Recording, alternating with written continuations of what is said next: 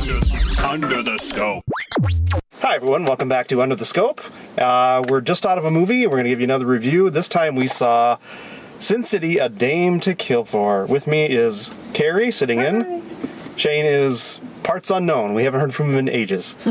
Maybe you have, but I haven't. I just saw. I think he had a dentist appointment. So, this is the sequel to 2005 movie Sin City, based off of the Frank Miller comic book series. 9 whole years it took to make a sequel. How do you feel about that? That's a really long time. The first film predates the inception of the Scope, even. We started in 2006, so That's true. It's been a long time we've been waiting for the sequel.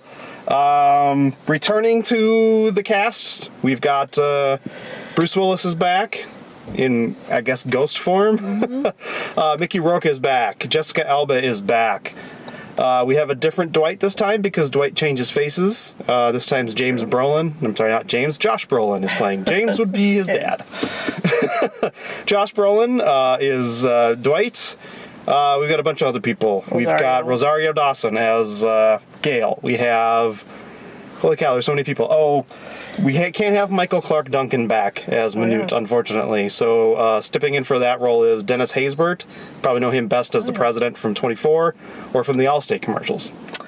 And don't forget Jamie Chung from The Real World San Diego. Jamie Chung, is that where she's from? Yes. Okay, she fills the role of Miho because the previous actress was very pregnant at the time they filmed this, is what I read. So different Miho this time, not that it really matters. Powers Booth, he's Senator Rourke. What's his name? That's his name. Joseph Gordon-Levitt, in a new role created just for this movie, not in the comic book. He plays a gambler character who's very, very lucky and has a interesting connection to our main bad guy, I guess. Eva Green, the titular Dame to Kill For. We can't forget Eva Green. So, this is, if you're familiar at all with SimCity, it's not SimCity, Sin City. SimCity would be the game where you create your own city. Yes.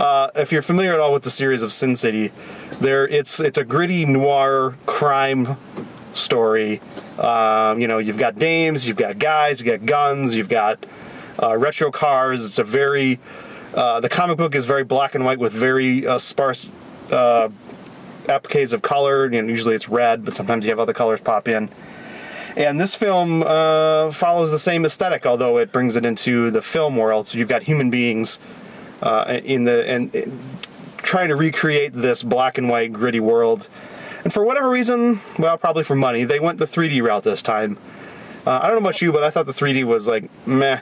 I took my glasses off a few times during the film because they bother me. Well, I don't like normal 3D, so I actually didn't mind this because it was kind of mild. It was mild because it was probably both part of the conversion process and just the aesthetic of this comic book sort of flat look that you get in a lot of scenes. The black and white just translates differently. I feel like in 2D this would be better just because of the source material and making it... Everything is flat. I don't know. I didn't care for the 3D much, but it wasn't objectionable. No. So anyway, the story is sort of a bunch of little stories, and they're loosely connected. They're more connected through characters that sort of show up in the different storylines versus actual events being any way connected. There's a main story where Dwight apparently has had a past affair with Eva Green's character. I think it was Ava. Was her name? Yep. And she sort of gets him back under her thumb in a plot there, and then of course Marv has to figure into it. Marv is the big brutish character played by Mickey Rourke. You've got a side story with Joseph Gordon-Levitt, who's a gambler, and he ends up crossing paths with our Senator Rourke character. Has some trouble befall him there. And then you've got Nancy. I think Nancy, played by Jessica Alba, Nancy Callahan. She's the dancer at Katie's, the saloon that figures heavily in the Sin City series. I think her story was also created for this movie. I could be wrong about that. I don't remember from... I'm trying to remember, too. It's been, so long. 15 years since I've read the original material. But anyway, so... Most of these stories are tales of revenge, violence. There's sort of a theme somebody has been done wrong, and payback is going to be given in a harsh way, because it's Sin City. Things are harsh in Sin City. And if you have a love for your eyeballs, you probably will have to be cautious, because lots of eyeballs are going away in this film. And your entire head. Heads are gone. There's a lot there of is a heads fixation with eyes being shot through, pulled out, or otherwise hurt in a way. So what did we think about this movie? I liked it. Did you like it? What did you like about it most?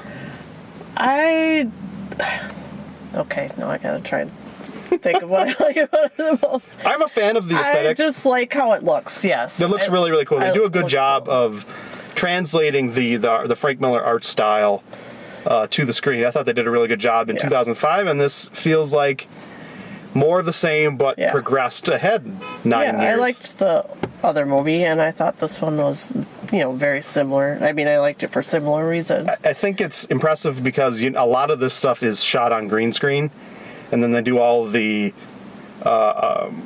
post-processing to make it look black and white and really contrasty, and then bring a lot of the elements in there. And there is some CG animation with some cars and stuff like that stuff here too. But it's amazing how, we've seen some films in the past where they've tried to integrate mostly people shot on green screen with synthetic environments, and they're not that successful, but they've gotten really, really good at it. Yeah. And I don't know how much of this stuff is. I'd be interested to see some making-ofs to see how much is actual sets that they were on and how much was synthetic created after the fact.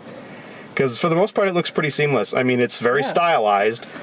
It's very arty. Yeah, it's very arty, very stylized. I think and all that violence in it looks, it doesn't seem to be, it's comic booky, and it's not blood everywhere. I think it would be really gory and gross if it was red, but you occasionally you do get red blood. A lot of times though it's white and it's gushing, but it's not red, and I don't know if that's good or bad that you don't yeah, you're right. If it were red, you'd be just completely revolted and not unhappy with it. But for some reason, if you just take all that color out and you just leave it like just a splash of white, it's a different funny, feel. I guess.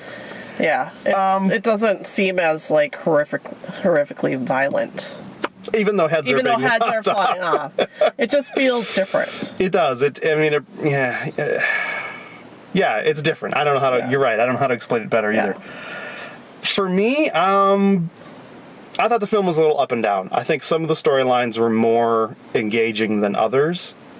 That's really true. I liked the first half of the Joseph Gordon-Levitt storyline better than the second half. Yeah, they didn't finish it that well. Yeah. I thought that if they had gone in a different direction with the senator character and how his storyline gets resolved. Yeah.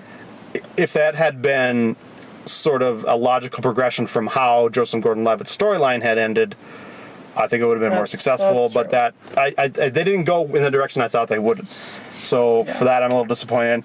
The Dwight storyline makes up the bulk of the film, and it's interesting. You get the most characters in it.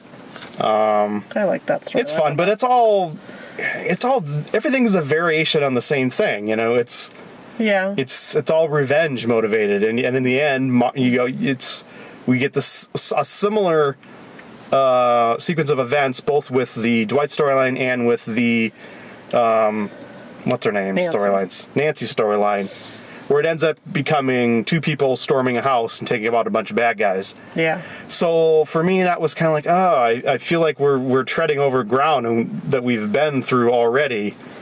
All the rich people are the bad guys, and they have big mansions. True. That's a theme. That's a theme in Frank Miller's Sin City, is that there's class disparity, and the rich people are corrupt and live in their gilded mansions, and the poor people live in the city, in a rundown part of the town where they have created their own laws and police themselves.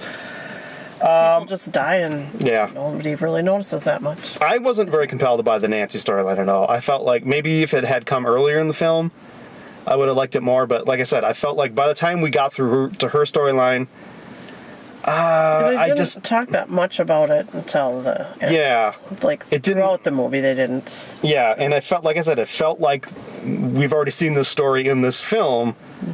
Why are we doing the same thing again? I mean, I guess it's fun to see Marv plow through a bunch of people. I like Marv, but how many times can you see that in one film? Yeah, I don't know. He does it a lot. He does. He's in every storyline, pretty much. He does. Yeah, I think he's in this movie a lot more than he was in the first. I could be wrong about that, but I feel like there's a lot of Marv in this one. Yeah. It's entertaining, though. It is entertaining. If you're not a fan of narration or inner monologue, this is not the kind of film for you. Right. Most of the exposition happens in voiceover. It's inside characters' heads, so that's just the style. I mean, that's adapting the comic book to the screen, and sometimes you just got to do that. And I think it works. It works for them decently well, although it's very stilted and very noirish. And if you're not a fan of Frank Miller's writing, you're going to have some trouble with it. So, is there anything else you want to talk about? No, I just think it's good, and I don't not a comic book person.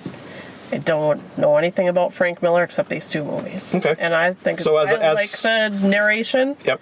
Maybe I should see more movies like that. Or maybe I like arty movies and I don't go to them very often. I don't know. Well, it's good to know that really like it. Someone who isn't familiar with anything beyond the film versions of these can still appreciate them and enjoy them. It's a testament to a decent translation. So with that, I think we should probably give this movie a score.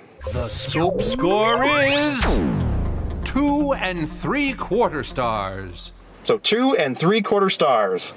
Yes. Not a bad film. I think it does, like I said, parts of it feel a little redundant maybe, but I think if you're a fan of the first one, definitely check this one out at theaters near you this Friday, August 22nd. Definitely rated R. Oh, yeah. There's some violence in there, not for the kids. And nudity. And there's some nudity, yes. If you're a fan of Eva Green in any way, you should probably check this movie out. Bad. She doesn't look bad, and she's very confident in herself. Oh, yeah. So there. Hey, so thanks for checking us out. If you like what we do, you can like, comment, or subscribe, and we will see you next time. Bye. Bye. Ladies and gentlemen, we find ourselves once again at the end. I hope you've enjoyed our time together.